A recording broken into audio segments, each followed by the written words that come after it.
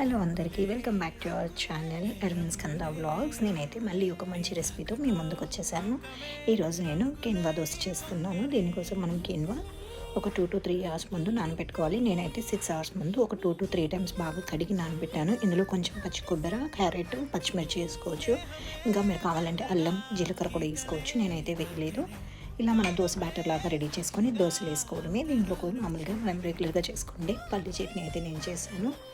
ఈ రెసిపీని మీరందరూ ఒకసారి ట్రై చేయండి. ఇది చాలా సింపుల్, ఈజీ, ఇన్స్టెంట్గా దోశ అయిపోతుంది. అలాగే చాలా హెల్తీ కూడా. Thanks for watching. Please like, share and subscribe for more videos.